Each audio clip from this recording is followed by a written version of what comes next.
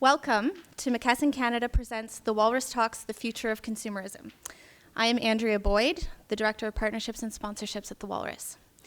We are thrilled to be here at Artscape Daniels Launchpad on the territory of the Huron-Wendat and the Petun First Nations, the Seneca, and the Mississaugas of the New Credit.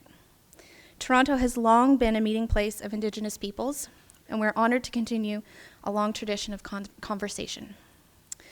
The Walrus started 16 years ago as an optimistic project to foster conversation across Canada.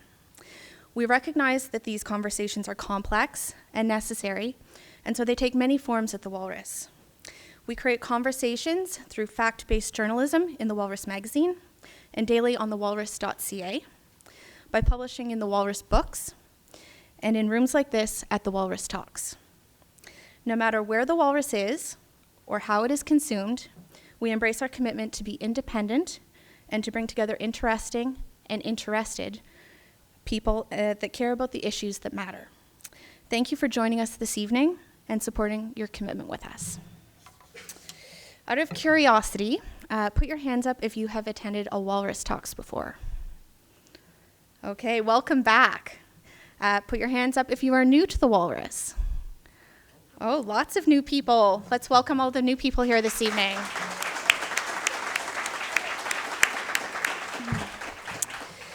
Thank you for joining us, and thank you to our board members, to our donors, to our subscribers, and to our contributors who are all here with us this evening. Thank you. There's no way that we can do the work that we do without partners like McKesson Canada. We've been working with McKesson for several years now, and we love working with people who, like the Walrus, believe in supporting conversations that matter. McKesson Canada is truly an industry leader in technology, innovation, and health, and they're in the business of better health for all Canadians. To tell us more, please welcome McKesson Canada's Senior Vice President of Communications and Public Affairs, David Simmons. Please welcome.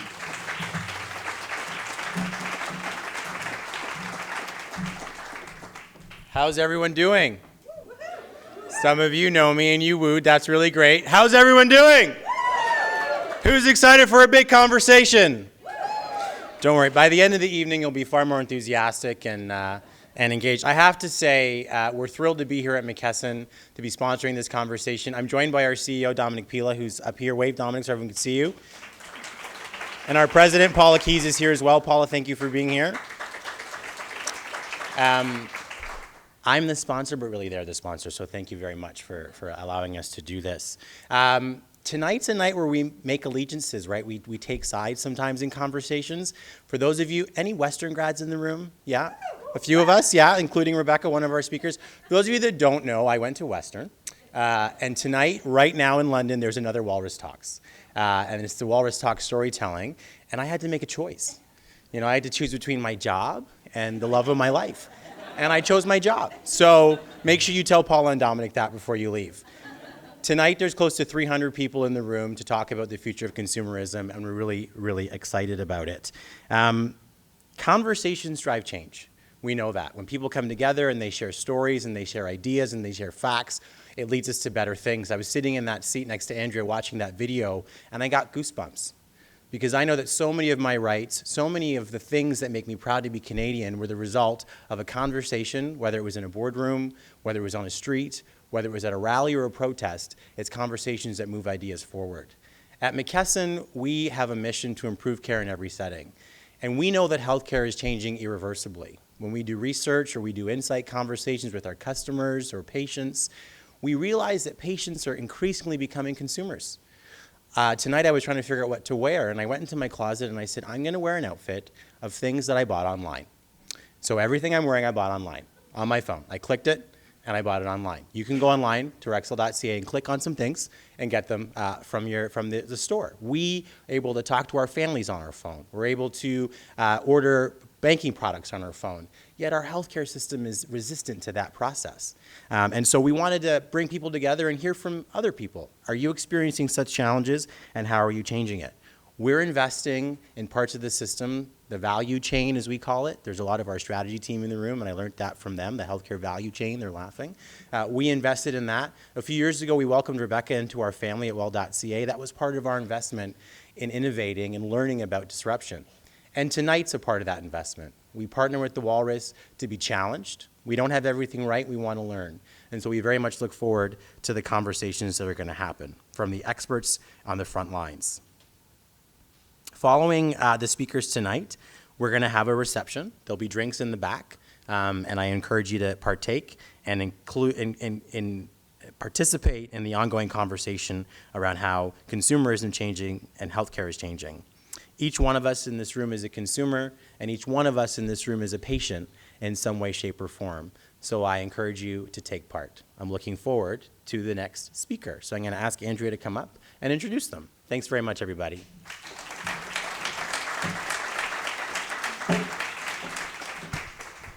Thank you, David, and thank you to everyone at McKesson Canada for being here with us this evening. So tonight's topic, the future of consumerism, affects each of us in our daily lives, as David has just said, and in our workplaces. Each of our speakers this evening will touch on the changes that technology has brought to the sectors, from healthcare to retail to banking and finance, and its impact on consumers and all of us who are here this evening. So how can we make responsible, sustainable consumer choices? How are Canadians companies competing? And how are they responding to an increasingly diverse population? The Walrus Talks is a format designed to present many perspectives. And the goal is to provoke conversation and for you to leave thinking, I never thought of it that way. So here's how the Walrus Talks works. Each of our talkers has 7 minutes to present their perspective on the topic. Each will come up and introduce themselves. If you'd like to know more about them, their bios are on the programs that are on your seats. And you can also follow and share this evening conversation on Twitter, and all the handles are here on the back page as well. So once your head is full of ideas, as David mentioned, please join us for the post-talks reception, where you can have conversation and meet some of our speakers. So just before I get underway with our talkers, I'd like to thank each of them. We've got Craig Patterson, the editor-in-chief of Retail Insider, Zayna Khayat, the future strategist at SE Health, Tabatha Bull, the chief operating officer at the Canadian Council for Aboriginal Business, Onur Bodur, professor of marketing at Concordia University, Rebecca McKillican, chief executive officer at Well.ca, David Tax, senior manager, payment strategy and innovation at TD Bank, and Vass Bednar, head of public policy at Delphia. Thank you all for coming, and let us begin.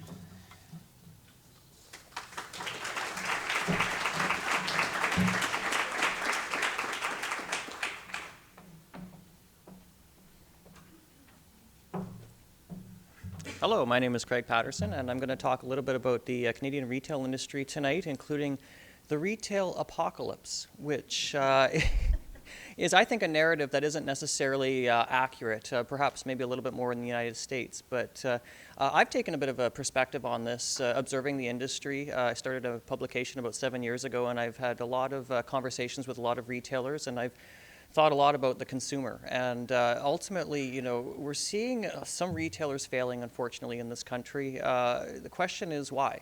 We are seeing an incredible transformation and disruption that is coming from technology, as well as how technology and changes in society have actually changed the consumer themselves. I think we're becoming, you know, a little more impatient. We want things delivered to our homes. We want experiences. We're in an age where, you know, we've got Instagram, and people want to be, you know, seen on social media. Not all people, perhaps including myself. But the question is now, you know, how are retailers addressing the consumer? And what are they doing right and what are they doing wrong? And, you know, it's really an interesting time because we're seeing an incredible amount of competition. I track the number of international retailers that come into Canada each year, and in 2017, we had more than 50 of them come into the country. In 2018, we had 30, and I'm thinking we're probably on line to see about 40 of them come in this year. So, you know, some of these companies that are coming in from overseas have an incredible perspective on, you know, the consumer. They may be from countries that, you know, have more advanced technology, and they're coming into the market and they're bringing that knowledge with them. And I think that what we're seeing here now in Canada, now we do have some incredibly innovative retailers here in this country, but we've also seen many of them, fall by the wayside, which is really, really unfortunate. And, the question is, what can be done? I mean, at this point, I think, coming together and actually analyzing the consumer, using consultants and actually, putting together, I guess, kind of a game plan to, address the consumer is I think, more important now than ever. And, given the incredible, transformations that we're seeing, I mean, we've seen so many bankruptcies, and I think that we're going to unfortunately see a lot more. There are a lot of challenges out there. We've got online shopping, which, makes things convenient. We can get things delivered to our home. But at the same time, about 90% of retail sales in Canada right now are still done in physical stores. Now, the question is, what kind of experience are we getting in these stores? And I just read an article. It was really actually quite unfortunate. It was from a couple of people that came here from New Zealand, and they found that the retail experience here in Canada, when we're talking specifically in physical stores, really wasn't up to par compared to what they'd seen in New Zealand or even in the United States. And what I found really interesting about that is that here in Canada, very often what we find in our retail locations, as well as in our restaurants, is that many of the employees that are working here they don't see retail necessarily as a career. They see it as a bit of a stepping stone to something else. And, if you go to the United States, you have some career employees in retail that are really, really proud about their jobs, and they give amazing customer service. And we do see that in other parts of the world as well. But again, in Canada, it's far less so. I'm also a director at the University of Alberta School of Retailing, so I have a bit of a perspective on this in terms of, retail as being a viable career and how that is going to offer customer service and address the consumer as they expect more, faster, more convenient, again, something that might be Instagrammable. So I've studied, for example, shopping centers in the country, and shopping center landlords, the best ones, are really, really looking at making changes to their properties. And I don't know if anyone here has been to West Edmonton Mall, but I think people thought that, the Gramesian family that built the shopping center might have been a bit crazy because they had, they basically brought entertainment centers, into the shopping center. They had, all kinds of restaurants, which maybe isn't quite as bizarre, but, having roller coaster, water park. Now all the landlords seem to be wanting to do that because they want to create an experience for the consumer, and they want to create something that people want to go to and spend their money in. And I think that, and I could go on for hours and hours. I'll try to keep it to 7 minutes. But I think creating that, retail experience, I think, is really, really key to bringing the consumer in, because with competition, we're not just talking about retailers. I mean, if you can buy something online right now, the question is, why are you going to go into a physical store? I mean, retailers that have physical stores aren't just competing against other retailers.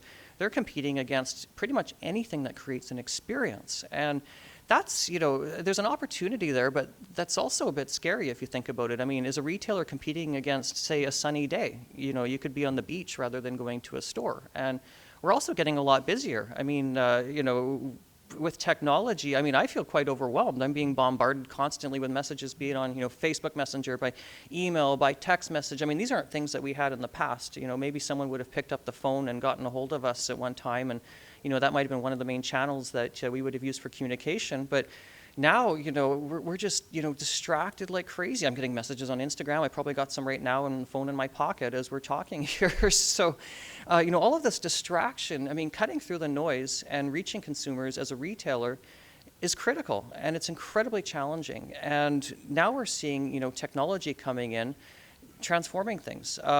News just came down. It's now public, so we can talk about it. One retailer in Western Canada, London Drugs, is testing drone delivery. And this is something that we didn't think necessarily would be happening, with flight paths and whatnot. I honestly didn't think it could happen, but they're actually testing it. They recently successfully brought some medication from the Vancouver Lower Mainland area to Salt Spring Island. And I think we're going to be seeing, a lot more of this. There are other retailers that are doing this as a beta test as well. So this, movement in technology to address the consumer, whether or not they live in a remote place or whether or not they get something fast, is something that, is definitely happening right now. The next thing is, autonomous vehicles. I mean, how is this going to affect, say, retailers? How is it going to affect shopping centers in terms of, the parking that is there? And what is that going to do to our society in general? You look outside in Toronto here, it's very congested. And, a lot of that has to do with cars. I unfortunately take Ubers maybe more than I should. I probably should take more public transit. But given the congestion that we're seeing in cities, this may be alleviated or made worse, I don't know, with autonomous vehicles. But nevertheless, we're seeing incredible changes with technology, which is disrupting retail. And as a consumer society, this will affect us all, because ultimately, in one way or another, we're buying things, whether or not that channel, is a physical store, whether or not we're buying it online, or the channels are really blurring. I mean, we may be in a store and order something online in the store, and it may be delivered to our homes. So, we are seeing incredible changes right now. And the question is, what can retailers do to address the consumer? And, it really is ultimately, I think, listening to the consumer, looking at what's out there and being prepared to accept change and to implement that change. And I know that that's quite scary. I've seen the retail industry transform. I'm turning 43 next week, and I would not have predicted a lot of what I'm seeing right now. And then I also have insights, talking to companies that come to me and, showcase the latest technology and, the latest innovation and what's to come. And I think that we're in for a time of incredible change, and that I think that this will not only transform the retail industry, but it will have a profound effect on our society and how we interact with each other and how we interact with products and how we interact overall as consumers with everything that we're doing, because we're seeing, a blurring of, again, social media and how we're interacting with friends. I know if I go on Instagram, I'll admit, often advertisements will come up for interesting products, and there was a week where I think every single day, now I'm ridiculous and I spend more money than I should, I think I bought almost every single product that I saw on Instagram that was an advertisement. Some of them were gifts for other people. I saw something that I thought my sister would like and ordered that. And again, this is another, distraction that we've got, but also it's something that is taking, money away. And if you look at the cost of real estate right now, I mean, incomes haven't increased nearly as high as our expenses have gone up recently. So again, retailers are trying to find a way to have consumers part with their dollars, but we have less not everyone, but many people have less dollars than they've had in the past. Rents are very high. The prices of homes are very high. We've got, quite high taxes in Canada.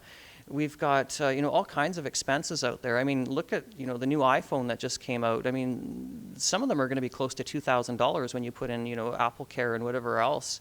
These are not expenses that we had when I was a kid. So ultimately, the question is, how are retailers going to address consumers and, still be successful at a time when we're seeing this colossal change and disruption? And ultimately, it's going to be, I'm almost out of time. Ultimately, I think that the messaging that I've gotten, that I try to, give to, say, retailers, anyone else that's asking, is to very much, accept change and, not be afraid of it, and to actually, move forward and try to adopt that which is going to work with the consumer. And again, I think paying employees more money, even though, it's going to be expensive, is going to be important, because having that customer service experience ultimately, wherever that is, I think, very, very critical to making retail successful.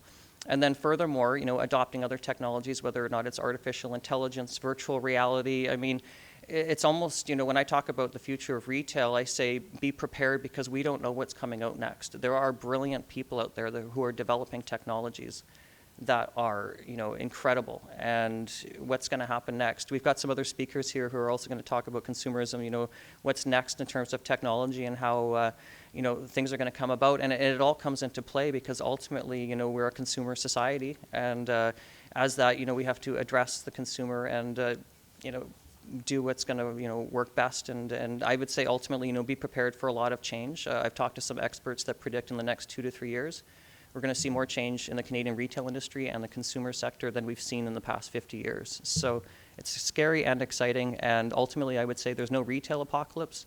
There's just a lot of change coming. Thank you.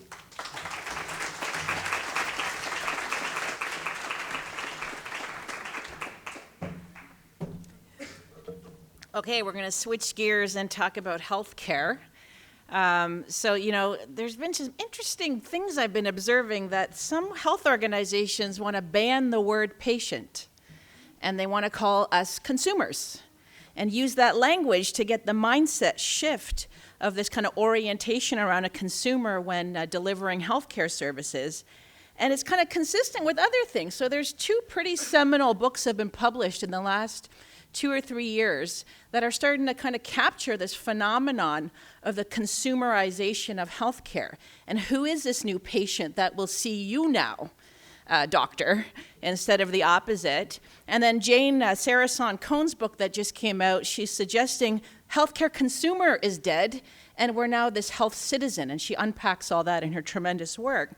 And healthcare being usually 10, 15, and then sometimes 25 years behind the rest of the world in modernizing, digital just came on the scene a few years ago. We borrow metaphors from other industries and business models and apply them to our sector to help us kind of catch up with where patients are. And so, pick a startup that comes to me to tell me we're the Uber of this, we're Mollification of healthcare, Amazonification of healthcare, like pick a word, it's happening to healthcare.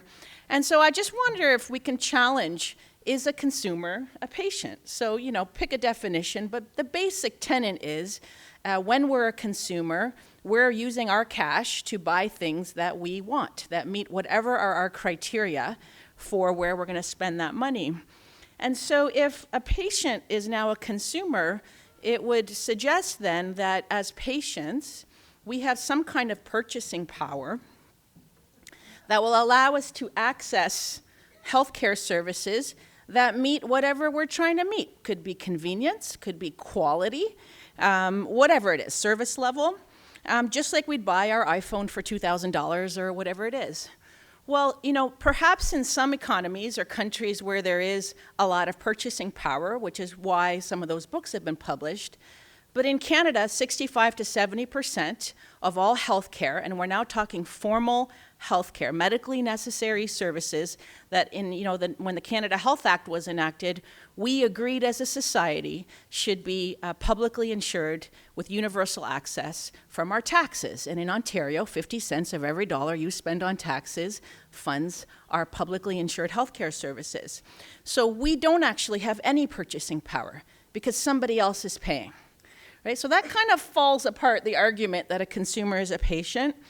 We can't use power even if we had it to access services because they're already universally available for us and we don't really have a lot of choice.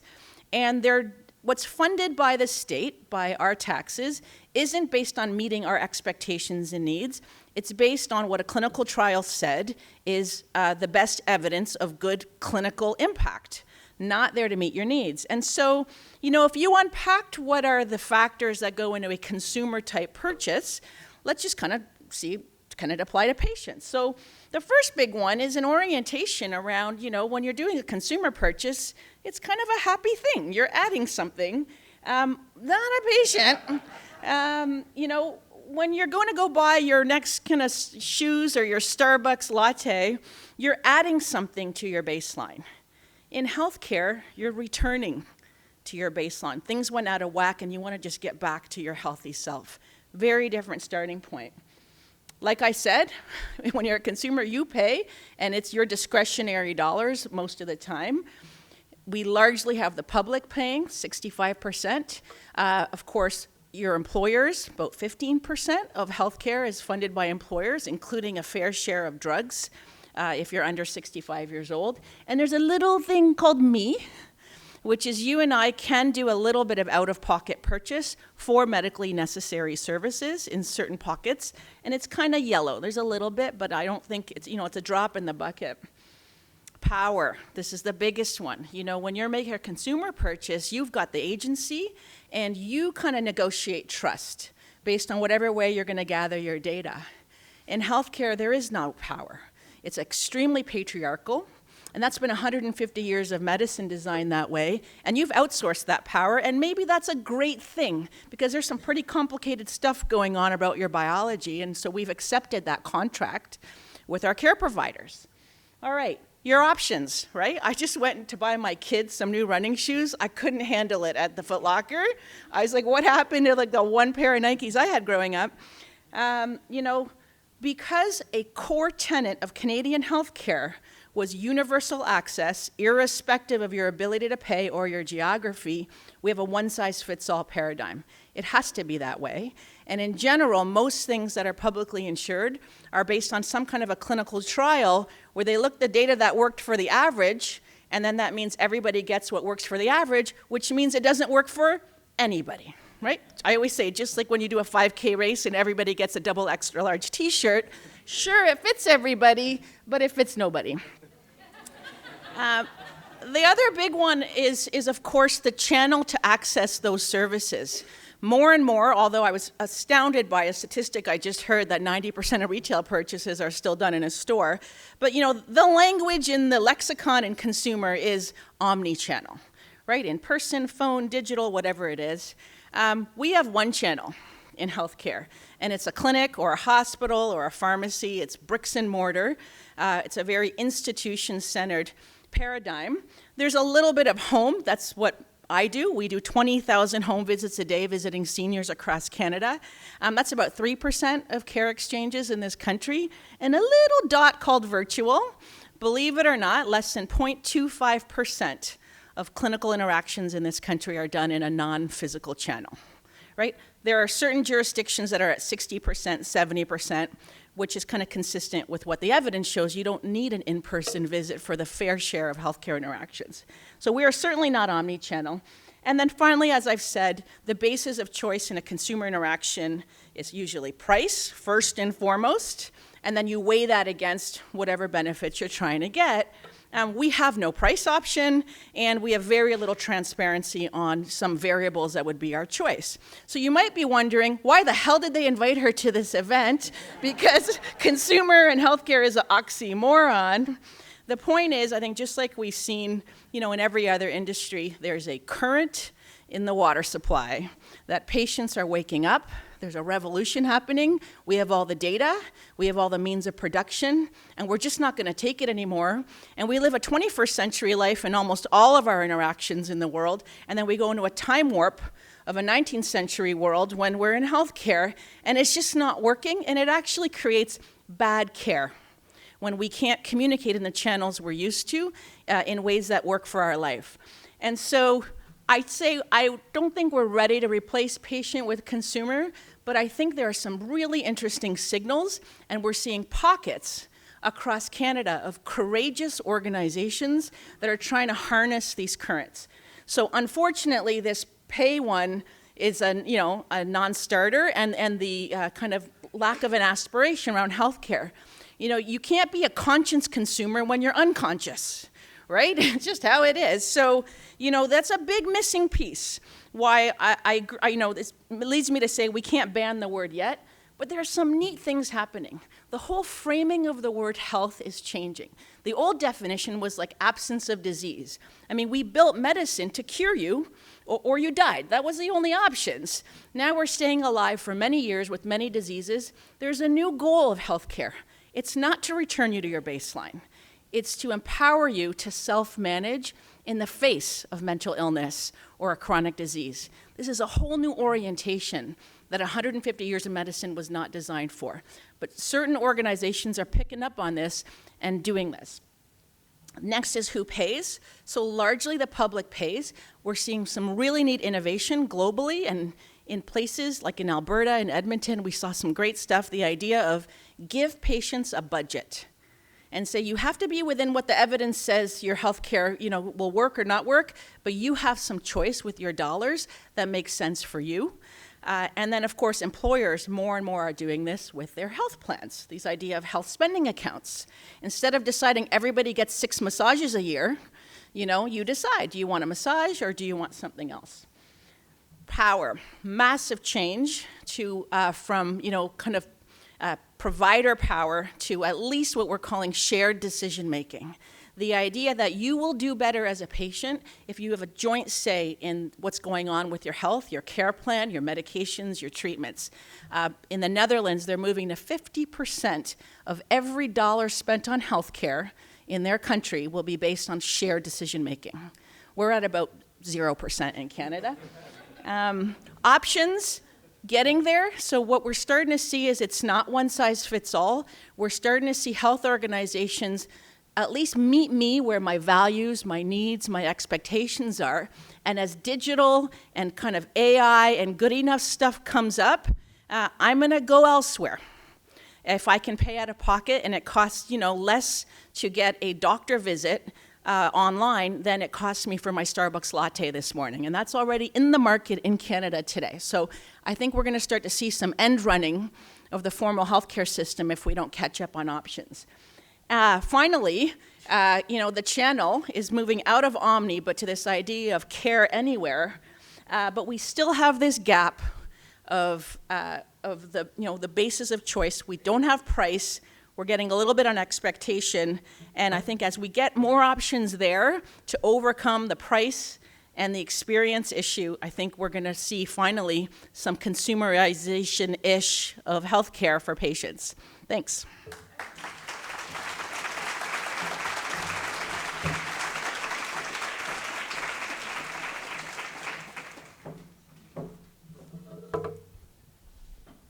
Ani Buju, Tabatha Indigenakas, Nipissing Indigenaba, Midjisi Dodem. I know we weren't supposed to introduce ourselves, but introducing myself in Anishinaabe is a way of recognizing the territory that we meet on today. And I want to say thank you for having me, and it's an honor to be here. Before I begin, I do want to recognize again the traditional territory that we're on today. It's the territory of many nations, including Mississaugas of the Credit, Anishinaabe, Chippewa, Haudenosaunee, the Wendat peoples, and is now home to many diverse First Nation, Métis, and Inuit people, of which I'm very thankful and proud to be one and be here, so thank you. So when the opportunity came to speak at an event titled The Future of Consumerism, I was initially a little perplexed. The first thought that came to mind was akin to the first definition of consumerism in the Oxford Dictionary: the preoccupation of society with the acquisition of consumer goods.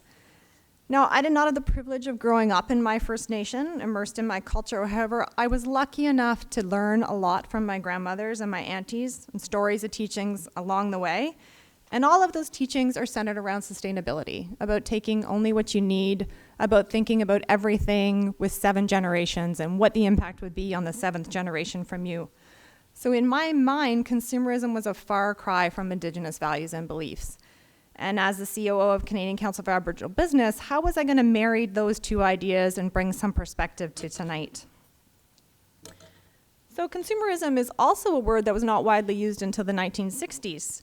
And there's another definition in the Oxford Dictionary. It's that it's the social and economic order that drives the acquisition of goods and services in increasing amounts. And from that idea, many believe in consumerism as a concept that consumers should be informed decision makers in the marketplace. And that's where the light bulb went on for me. I will share you any electrical engineering puns that would be awkward and probably not funny for everybody. I do believe that most of us are striving for a simpler lifestyle, Indigenous or not, and that suggests a more sustainable environment and a way of life. However, consuming services and goods and spending money is good for our economy. So the challenge is, how do we drive the social economic order to acquire goods with a focus and a consideration of the impact of that purchase or investment? And where can we make a tangible impact today? I don't want this to become a history lesson, nor do I want to make this a difficult conversation about the injustice that has occurred to Indigenous people for hundreds of years. Though sometimes those difficult conversations are the best. I trust that you are all here because you're all well-informed people. It is a Walrus Talk. Some of you likely have read Seven Fallen Feathers by Tanya Talaga or Jesse Thistle's From the Ashes. Many of you have likely watched The Indian Horse or The Grizzlies, and almost all of you, I am sure, have seen a recent news story about the over 100 boil water advisories in First Nations across Canada, the high youth suicide rates, or missing and murdered Indigenous women. And maybe, hopefully, you've asked or you're asking what you can do and what your role is in reconciliation and the calls to action.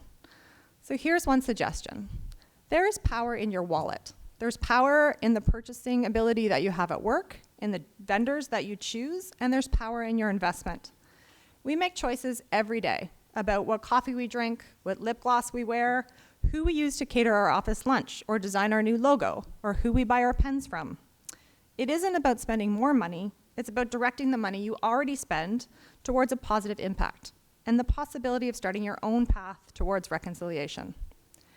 CCAB's latest research indicates that there are over 50,000 Indigenous businesses in Canada, businesses which are focused on sustainability, integrity, and are giving back to their communities. So I want to share with you tonight a few examples of CCAB's certified Aboriginal businesses and ones which CCAB and I use myself regularly. Birch Bark Coffee is a certified organic fair trade coffee that's grown and produced by Indigenous farmers. The company is founded by a First Nation entrepreneur from Wikwemekong First Nation on Manitoulin Island. And he is making the world a better place one bag of coffee at a time. Proceeds from all coffee sales enable them to purchase and install certified water purification systems in Indigenous community homes for free. For every 50 bags of coffee they sell, or you buy, they provide one purification system. We are proud to drink and serve Birch Bark Coffee in our office at CCAB and at home. Design to Plume is an Indigenous female-owned graphic design firm by passionate, forward-thinking designers. With their combination of diverse work experiences, from mining to medical, education to retail, they support many community initiatives and promote economic development across Canada. When CFL came on board as a member of CCAB, they wanted to use an Indigenous design firm to create their logo. We connected them with Design to Plume, and the result was this illustration, which brings together aspects of the quill box, the hoops from the hoop dancers, other traditional patterns, and the CFL. Design to Plume gives back regularly by supporting Indigenous youth through employment and scholarships, and what's more, it adds diversity in that it's an Indigenous women-owned business. Similarly, Jen Harper launched Cheekbone Beauty 3 years ago. After a lifetime in the food industry, she woke up after a dream one morning, followed that dream, and began building her cosmetic enterprise. Cheekbone Beauty is an Indigenous-owned digital direct-to-consumer beauty brand. The company is culturally appropriate, customer-focused, highly authentic, relatable, and they help Indigenous youth see themselves in a national beauty brand. Plus, 10% of their profits are donated to Shannon's Dream in support of educational equity for Indigenous youth. These aren't small or immature businesses. I'm sure you've all heard of Dragon's Den, where aspiring entrepreneurs pitch their business concepts and products to a panel of Canadian business moguls. It takes more than passion to convince these boardroom barons that an idea is a good investment. The dragons are ruthless, and rightly so. It's their money. Cheekbone Beauty has proven that they have what it takes, and they will be on the premiere of Dragon's Den on September 26th, so we're wishing them all the best. Marissa Magnuson is an Indigenous photographer based in Toronto. She specializes in event photography and includes Indigenous perspectives in all her work. She works closely with many organizations, such as York University, where this powwow photo was taken, Hydro One, Music Fest Canada, and CCAB. Creating art for her clients, she connects it to land and culture, providing new perspectives. Her art tells a story and invites questions for discussion. And Niche Branding is the creation of two Indigenous ex-NHL hockey players, Sean Rivers and John Chabot. After retiring from hockey, they both reconnected in Ottawa, having both played for the Senators at one point in their career, and decided to compile their resources to establish an Indigenous brand agency. They were faced with many hurdles to be recognized as a legitimate player in that space. They spent a lot of time establishing credibility and exposure for their brand, and they now run a successful communications company that specializes in providing promotional items, printing, graphic design, and pens for our office. The age of consumerism and that of today's modern consumer stands to benefit by procuring from and investing in these and many other Aboriginal businesses. When consumers recognize the importance of thriving Aboriginal businesses and enterprises, it creates sustainable economic opportunities for Indigenous peoples. And when Indigenous people do well economically, Canada does well. The Indigenous economy is already growing at an exponential rate, as is the Indigenous community. Indigenous peoples contribute over $31 billion annually to Canada's GDP, and based on this growth, the CCAB estimates that it's expected to increase to $100 billion by 2024. With Indigenous people being the youngest and fastest growing demographic in Canada, we're creating businesses at 9 times the rate of the average non-Indigenous Canadian. And with over 50,000 Indigenous businesses in Canada operating in every sector, size, and region, This also means the purchasing power of Indigenous people increases exorbitantly as employment and entrepreneurship continue to rise. The fundings substantiate that the future of Canada's economy is Indigenous. Companies, consumers, you and I, supporting strong Aboriginal businesses is an important pathway to healing Canada's relationship with First Nation, Inuit, and Métis people. Economic reconciliation is where we can make the biggest impact every day. Chimigwach.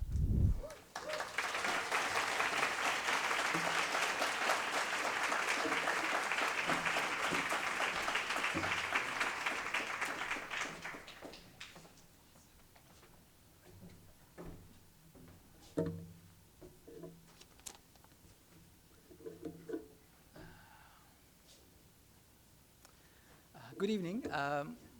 Here we go. Good evening. I'm coming from a very different background. I'm in academia. I'm a marketing professor. So I have this first slide.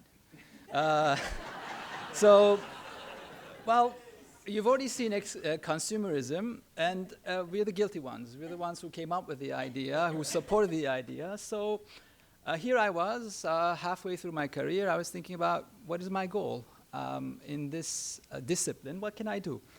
And then I started looking into sustainability in terms of my teaching, in terms of my research. And what you have in the next few slides or the next 6 minutes is basically 4 facts or 4 findings I have. And 2 of them are good, 2 of them are bad. So have we heard of something called Earth Overshoot Day? Can I see the hands?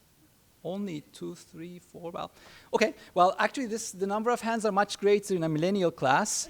But what it is it's an amazing campaign. I do not want to argue about the accounting of it. But what it is sorry, this is 2 steps forward. There we go.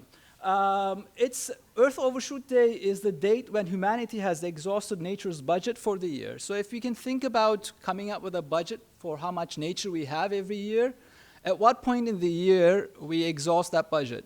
So what I want to draw your attention to is basically the 2 dates, 1970 and 2019.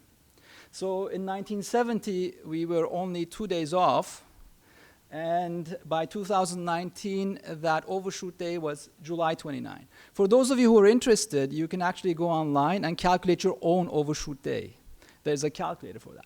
So my point with this slide is that I realized pretty quickly while I was trying to teach what sustainable marketing is, we do not have enough resources to continue the way that we consume. So then that takes me to the next question. Why don't we change as consumers? What is in the way of that? And because I come from marketing, and that's, well, more than 50% psychology, that takes me to consumer problems. So what I want to present in the next slide is the hurdles that consumers face. And what I found out pretty quickly when I was looking at the research in this domain is that the primary problems we have with consumers and how they don't make sustainable choices is their own beliefs. And I provide 2 empirical examples here. One of them, forget the terminology, but it's called resource synergy beliefs. At the bottom, what it means is that as a company, we believe that you have limited resources, and if you're spending something on sustainability, it's actually coming off of what you could spend on quality. As a result, we end up reaching the conclusion that sustainable products are of lower quality. So we have this lay belief, it's measured, and there's research that represents that. And the other example I will present is sustainability liability belief. That is the idea that if you're looking for strength-related benefits from a product, sustainability doesn't work.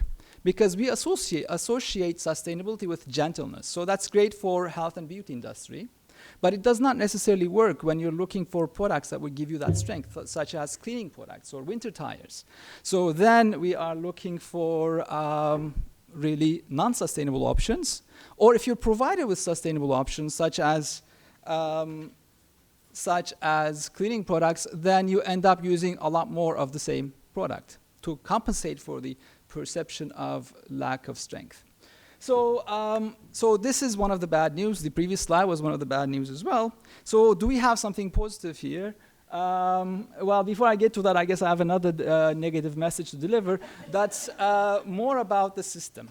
So when I ask my students about, well, can you go out and calculate how sustainable products are? Can you actually find that information easily? And the typical problem that we face, whether you're a millennial or an older consumer, is that it's very difficult to get information on sustainability. Part of it is that there's a lot more information needed to calculate that. The other is that sometimes we simply don't have the motivation for it. That leads you to, as a marketer, it actually makes you very aware of, okay, if I'm a marketer, what kind of attributes should I put my sustainability brand on? And there's some research on that suggests that you have to look at the functionality of the product, and whatever attribute is at the center of that should receive the sustainability brand. Another decision is how can we then shortcut all of this? Because I can't look for information and I don't have the time or the resources, then I go into different ways of finding that. And one way of doing that more than before is relying nodes of information such as branding, which is an invention of marketing, or retailer brands. So in other words, we look at brand social responsibility, brand trust, brand image, and any other association that comes with that a lot more than we did before, rather than looking for what's really sustainable. Now in the next 2 points I want to deliver, hopefully on time, is that we can do something about this. As marketers in research and practice, in overwhelming these hurdles. And here I have 2 examples. For instance, for consumer-led belief that sustainable products are low-quality products, we can actually give consumers cues to indicate that the product is not of lower quality. And some of my research shows that, well, if you increase the price, people make the connection that price is of higher quality. As a result, it must be a better quality product. And as a result, sustainability is then bought into.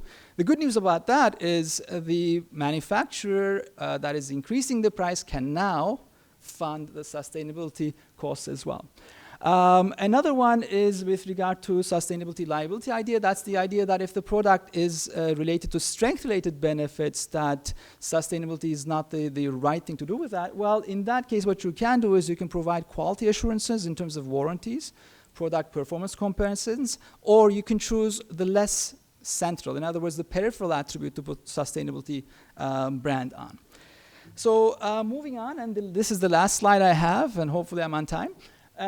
In this one, what I want to say is that so far in marketing, when we look at the research, where we stop is the point of purchase. So when the sales is done, that's really enough for a lot of us researchers and definitely practitioners. So the question is, what happens after the consumption, even if you haven't made the decision to use that product? So some of the research that we have is looking at that, and what we find is that when I assign you a product to listen to music, and this product happens to be made of recycled plastic as opposed to a regular non-sustainable or conventional product, you end up enjoying the music more when you listen it through a sustainable pair of headphones. And when we found this first, we thought this was a fluke, and we did it with different things. So we gave people sustainable recycled plastic pens to write a story with, and people who use a sustainable pen enjoyed writing the story a lot more than those who use the conventional pen. And this did not change when we asked them to write about their worst day possible. So it's not really about the valence of the story, it's really about the use of the product. What we found is that the idea of sustainable consumption has social value. So consumers, by seeing themselves using a sustainable product, derive that they have a higher social worth. As a result, that makes them feel what's called in psychology and marketing warm glow, a positive, warm feeling. That leads to, as a spillover effect, to the enjoyment of the consumption experience. The last point I want to make about this particular research is that we did this with less enjoyable chores. So we gave people sustainable cleaning products to clean their dishes, and even then, the sustainable product led to more enjoyable cleaning process. So what I want to leave this with is there's a lot to do in terms of to increase sustainable consumption. And what we know now is, what I couldn't cover today, is many other possible processes to improve the decision making. And the norms are the most used form of process here. What's good news is that millennials, or the younger population overall, has higher sustainability values and higher concerns for their choices in the marketplace. So we hope that what we find here will actually improve. So that's the end of my slides, and I hope you found this useful.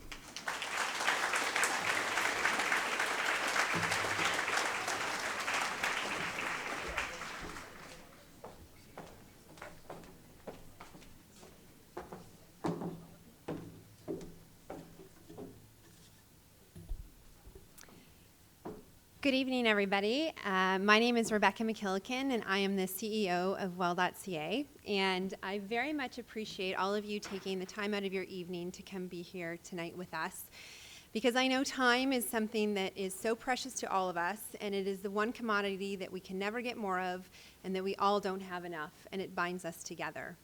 And when I think about the future of consumerism, I think about time.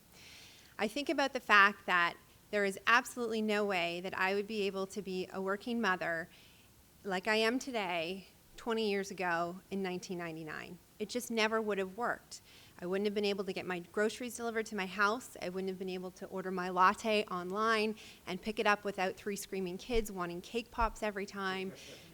And I definitely would not have been able to see what every single consumer is doing at every single point in time on Well.ca. What products are they putting in their cart? What products are they not? What are they looking at?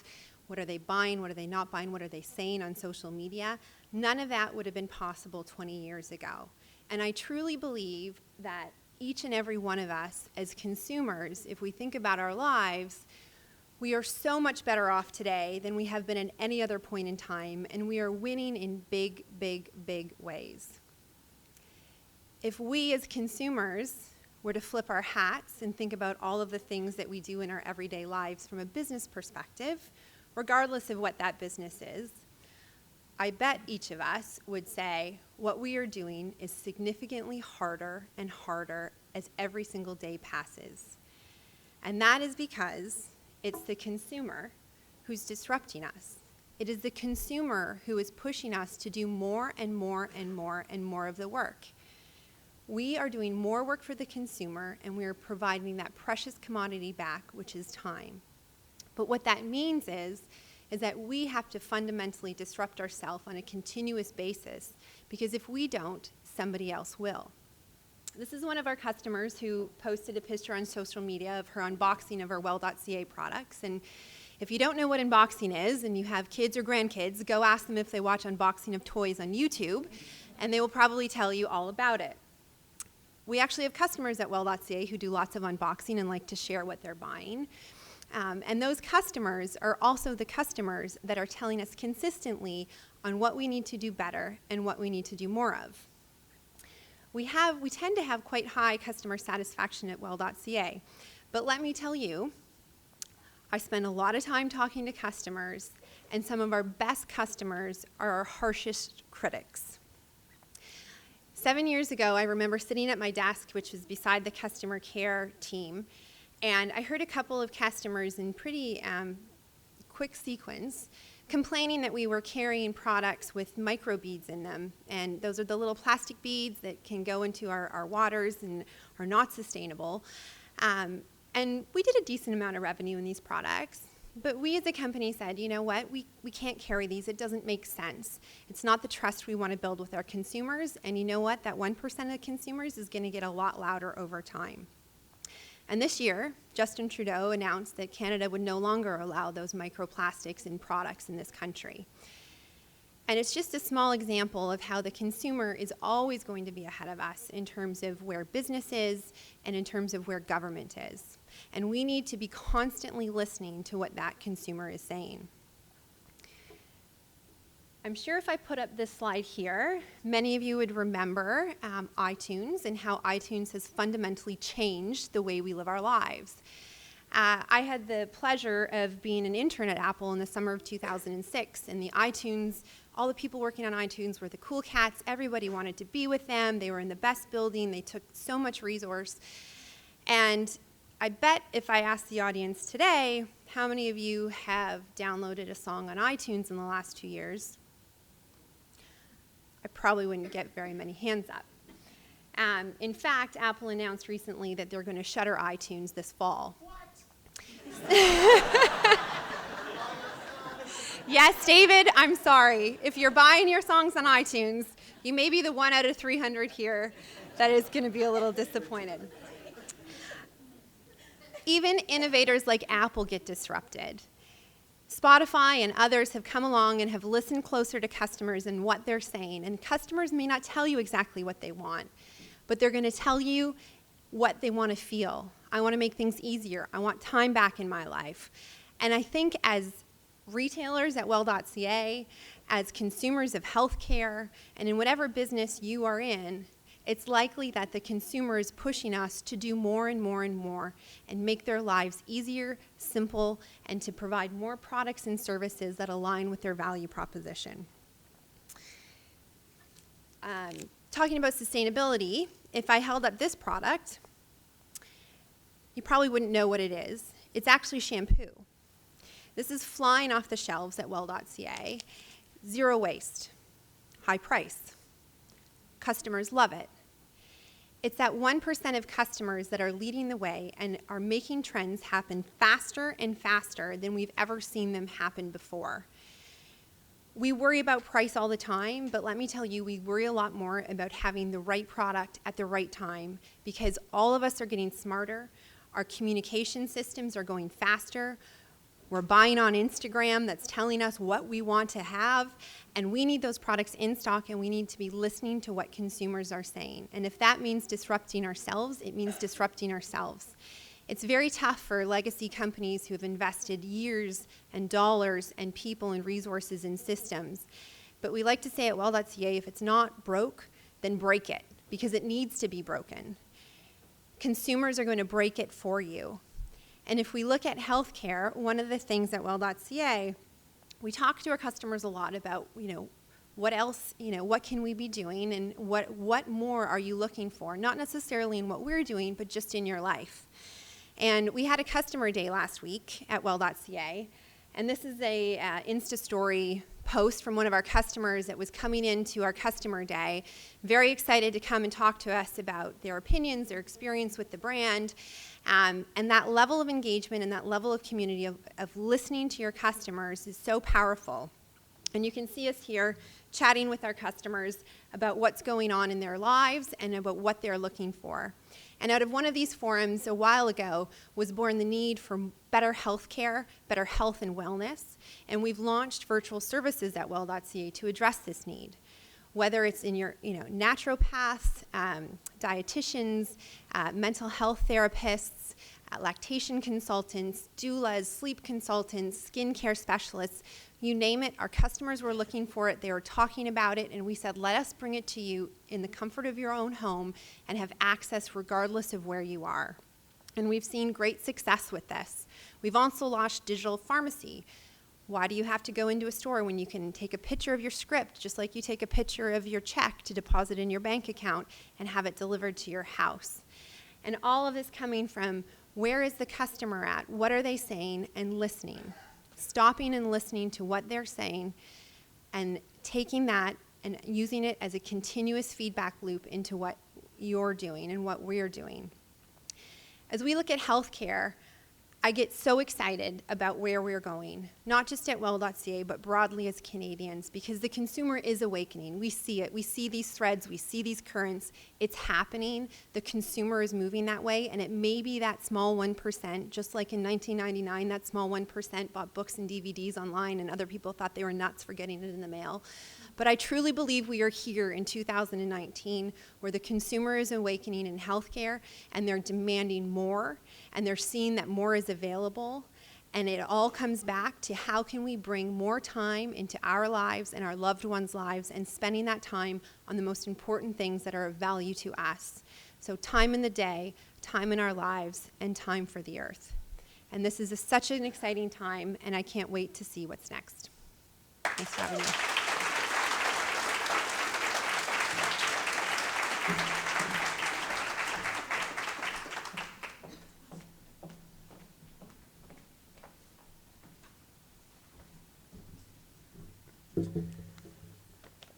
Hey, my name is David, and I'm here to talk a bit about the exciting world of banking and finance. it's interesting hearing, some of the talks about retail and healthcare and other spaces. And, there's really a lot of similarities. And one thing, actually, that I find particularly interesting is that finance and fintech, from a consumerism standpoint, it's actually on both sides of the equation, right? A lot of these services that we talked about, you're not going to go anywhere if you can't make a payment, right? You can't have an online shop or pay your doctors or insurance without the payments and without the ability to hold money and all that. And so, very similarly, it's all being driven really by the consumer, right? Think about really tech as a whole and that whole motto of kind of move fast and break things. And finance is it's a space where that doesn't really work out so well for the consumer. Because at the end of the day, I want to know that my money is safe, my money is secure, that I can trust that things are going to work. And so, that first wave of fintech we've seen actually really lagging that initial tech, but we're starting to really see it nowadays, which is consumers think of that Uber experience. They think about how other apps or other things that they do in their life, they're seamless. Everything is integrated. It works quickly. It works well. And finance still feels a little slow and clunky. And so there is that push to innovate and to be faster, to have that instant payment, to reduce the friction, to make those interactions more valuable, while still maintaining, of course, the security. So, I think it happens really on both sides of the equation. So the consumers want that from the apps they use. At the same time, we talked about the retail industry and, what a merchant wants. And they love, especially from a consumer standpoint, they love that frictionless experience, because if you're a merchant and you're selling something, at the end of the day, I really don't want that last second opportunity for you to double check. Do I really need this? Do I really want this? Can I find a lower cost alternative? No, just one click and you're done, right? And so, there was a lot of talk, I'd say probably 3 to 5 years ago in fintech. And, we also talked disruption, that all these new startups, big tech companies were going to eat the lunch of banks and others. But we really haven't seen that materialize, especially here in Canada. And so I think there's a couple of things, that we've seen so far. And, one, Canadians actually are generally pretty well served. I think, if you have a bank, you probably have an app, and 99% of people have a bank account. I'd like to think we do a reasonably good job of giving you some capabilities in your banking apps. And we also, we have probably one of the first to have a real-time person-to-person payment capability with email money transfer. And so that's something, I think I finally got my mom to use it last year, but the e-transfers are rolling in now. So But if we look around the world, I think there's a lot of interesting innovation that's happened, and some success in this first wave of fintech. A couple of things we see: that enhanced value propositions. So, a couple of names I'll throw out: TransferWise, international money movement. Really good experience, low cost. Drop is a local fintech company. They kind of give you rewards on top of your daily spending and your credit card rewards. One of the most valuable fintech companies is Stripe, and really what they've done is they've made it simple. And so I don't know if maybe Well.ca uses Stripe, perhaps not. But their real claim to fame is that it only takes 7 lines of code for the merchant to integrate that and to be able to accept online payments. They're actually not cheaper than your bank or your typical merchant acquirer, but for the business it makes it easy, and for them, again, time is money. And then you've seen a lot of others really get close to their customers, right? At the end of the day, if you go where your customers want to go, your business is going to do pretty well. And so there's a challenger bank in the UK called Monzo. They really engage closely with their community to figure out what are the features that people actually want to have in that app. But like I said, the disruption really hasn't happened yet. But I think we're really on the cusp of this second wave of fintech. And we often talk internally about the accelerating pace of change, and I think every industry is feeling it right now. But particularly in finance, we've already got a lot of digital capabilities out there in the market. And I think there's 2 things that you're seeing right now here, especially in Canada. One is regulators and the role that they're playing in the ecosystem. And then the second is data. Really talking about not just data, the amounts of data, as well now machine learning and AI and those capabilities, what that can enable. And so, one of the things that I look to around the world is what's happening in China. And so, a lot of people talk about this now at conferences. You probably can't go to a finance conference anyway and hear talk about Alipay and WeChat. But these are fundamentally financial platforms that have actually morphed into what they call a lifestyle platform. And so they're no longer just helping you do a transaction, and they are, it's a QR code-based payment. So one person holds up a code, the other person captures it with their phone's camera. But they actually let you do pretty much anything in your life. You can store money with them, you can buy things in store, you can buy things online, you can invest, you can order your taxi, you can buy a plane ticket, you can buy a train ticket, you can pretty much do it all. And they've created these ecosystems around that personalization from having access to all that data. And so some of the use cases that we've seen out of there, for example, from WeChat and Tencent, they're looking at the behavioral data that they collect from their chat app, right? So WeChat, it has like 1 billion users, and they're using the data there to actually decide whether or not they want to give you a loan. And in fact, they can do that in real time and have you pre-approved already for that. So I don't think we're yet at the spot where this model makes sense, or that the Canadian, American, or European consumer is necessarily there to embrace this. But I think we're starting to get at that tipping point where I think we heard it again in the retail or the healthcare. It's no longer about transactions; it's about experiences, right? It's about extending what you're doing into what the person is actually trying to do, right? No one goes and says, "I want to make a payment." Someone goes into a store to buy something, and the payment's there to facilitate. Now, especially as we look at how data proliferates around, we always have to look at the other side of the equation, which is especially in finance, again, like I said, we don't want to move fast and break things. What are those unforeseen consequences? And so, as we go into this world, how do we protect our individual privacy? How do we ensure that we get fair value for our data?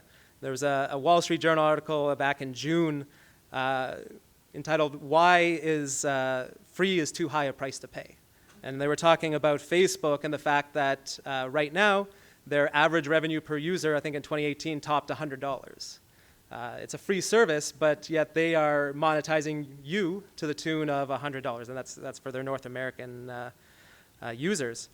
And then in Canada, you think about where consumer sentiment is. Last November, I think it was, when StatsCan said they were going to collect the banking information of 500,000 individuals, and there was a quite public backlash against that, and it didn't go through. And the last thing I would just call out is, there's another discussion right now around Amazon and how they are using the data on consumers and the data that they have to actually feature their products higher. And so, when you think about this world of ecosystems and platforms, I think it's really important to ensure that privacy and trust is number one, because at the end of the day, you need to be able to trust, and your interests as a consumer are what matter the most. And I think the businesses that focus on that and focus, in the case of finance, on your financial health, will be the ones that win out in the long run.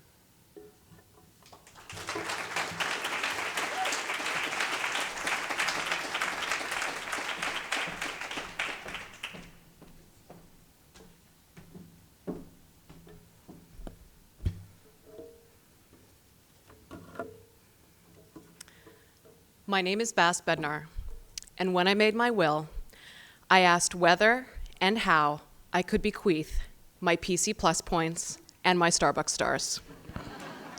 I am so invested in these rewards programs that I actually conceptualize them as being part of my suite of assets. So what will the future of consumerism bring when my next of kin cash in? With the rise of and growing resistance to surveillance capitalism, I think that most of us are expecting, or maybe resigned to, an increasingly predictive world that anticipates your consumption choices. I get it. We're really not all that far from Amazon sending you a box of stuff, be it with drone, autonomous vehicle, whatever, and you sending back what you think you don't actually need. That's just another win for big cardboard. And maybe that doesn't seem all that bad to you. I mean, I like things that are personalized too.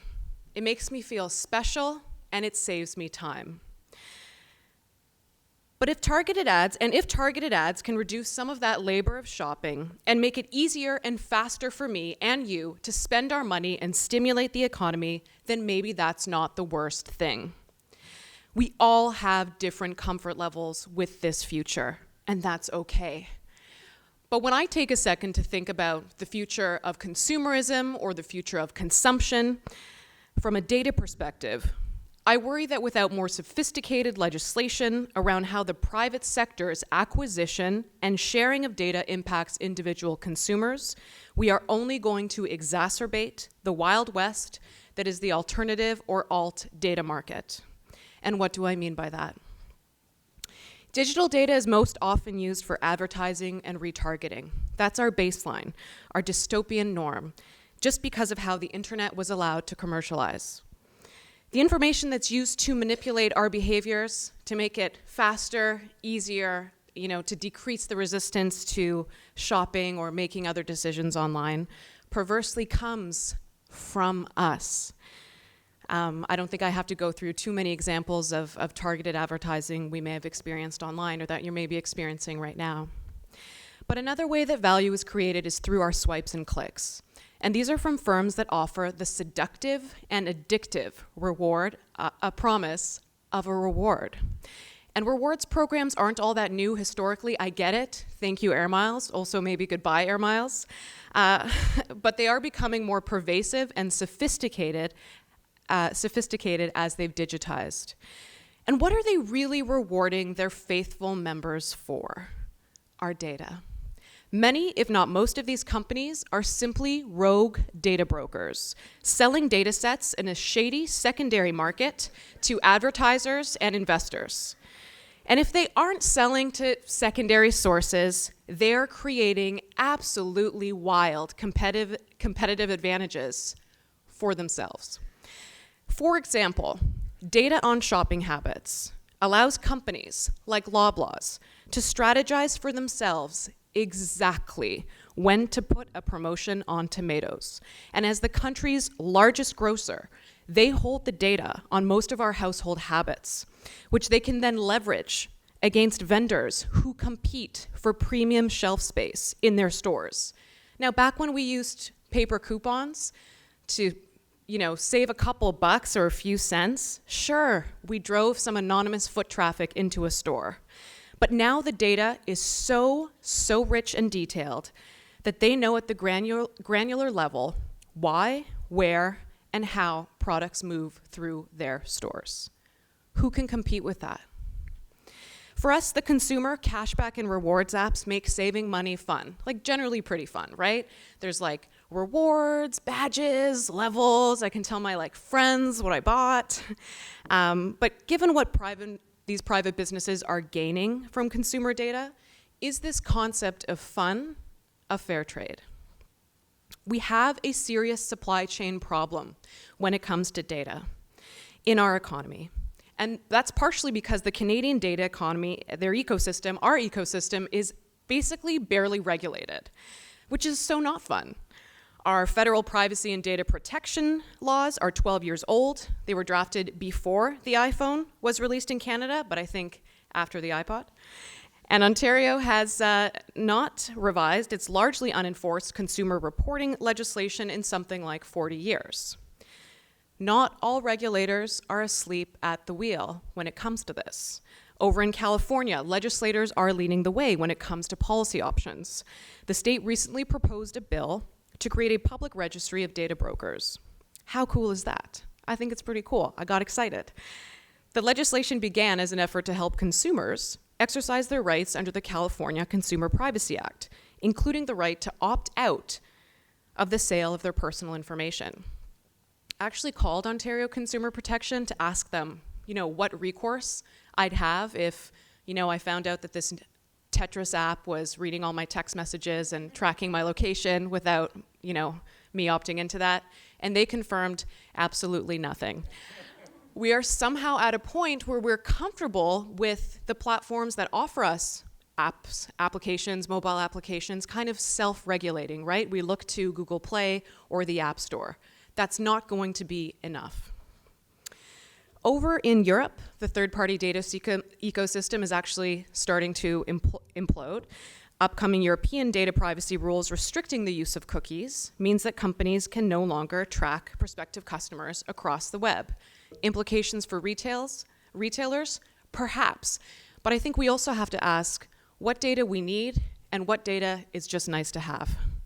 It absolutely seems insane to me and many others, and hopefully you, that the data-driven economy fundamentally disadvantages the individuals that it relies on to provide the data that drives it. And sure, value can be added to these data sets when it's processed by a particular company or firm or platform. But when what we can also be talking about is the buying and selling of those data sets, give me a break. To recap, most reward programs today are basically data selling scams. A digital generation that is increasingly squeezed may be the most vulnerable to using these apps, right? What else? Maybe we're on the brink of a recession. Saving money, receiving rewards may become more tempting, lucrative, and competitive than ever before. At what cost? Without a reality check, loyalty programs are purely predatory. The greatest reward we can hope for in the future is a regulatory system, get excited, that balances the reward to private businesses and consumers. For now, what can I advise you to do? Unfortunately, it's just to read the fine print and enter into these relationships with eyes wide open. And when the opportunity arises, because I think we know that as Canadians, these good ideas will spill over or trickle down or up, they'll get imported here, whatever phrase we'd like to use, participate in these really important policy conversations that can bring data supply chains out of the shadows. Thank you.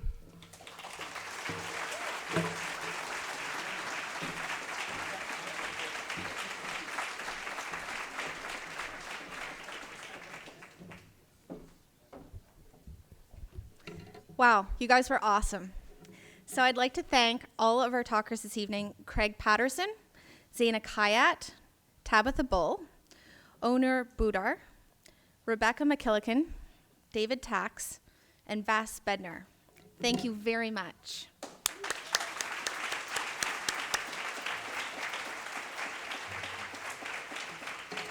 So I'm delighted now to make a special announcement that recognizes McKesson Canada's commitment in another important area: improving diversity in science, technology, engineering, and mathematics. McKesson Canada has partnered with Move the Dial, an organization whose mission is to increase the participation and leadership of all women in technology. McKesson is funding the first ever Move the Dial scholarship for women in STEM. 4 scholarships of $5,000 each will be announced at the Move the Dial Global Summit to be held on November 14th. So if anyone here knows of a woman who could benefit from this scholarship, please visit movethedial.com/scholarship. Thank you.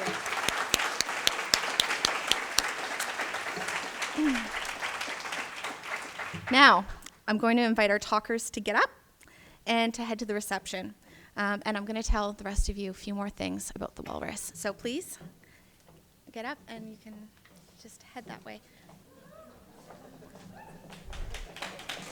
Thank you.